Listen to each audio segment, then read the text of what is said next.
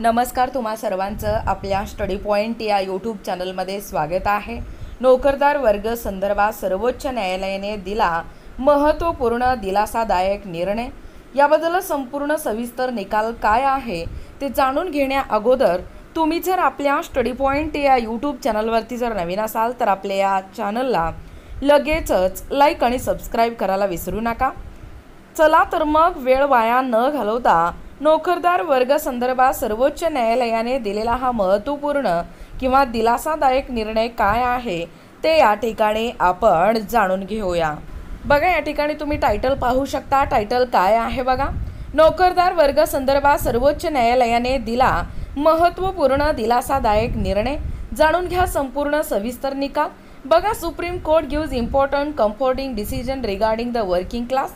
आजकाल अपघातीचे मृत्यूचे प्रमाण हे अधिकच वाढले आहेत।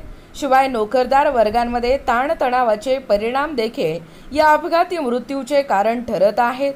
यामुळे सर्वोच्च न्यायालयाकडून स्पष्ट केल्यानुसार भरपाई कलम 1923च्या 3 मधील तरतुदीनुसार या कामामुळे निवासस्थान ते कामाचे ठिकाणादरम्यान प्रवास करताना होणारे अपघात हे देखील ड्युटीचा भाग समजण्यात येईल, ज्यामुळे कर्मचाऱ्यांना नुकसान भरपाई कायद्याअंतर्गत लाभ या ठिकाणी दिला जाईल।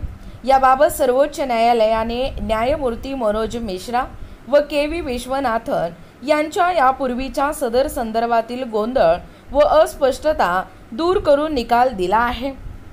यामुळे आता यापुढे कर्मचाऱ्यांचा ड्युटीसाठीचा प्रवास हा कर्तव्य काळ समजण्यात येणार आहे।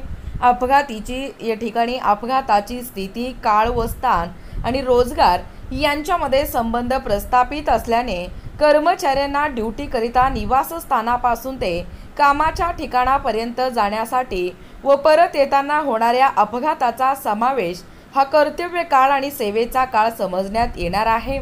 यामध्ये एक साखर कारखान्यातील चौकीदार याचा दिनांक 22/4/2003 रोजी अपघाती मृत्यू झाला होता।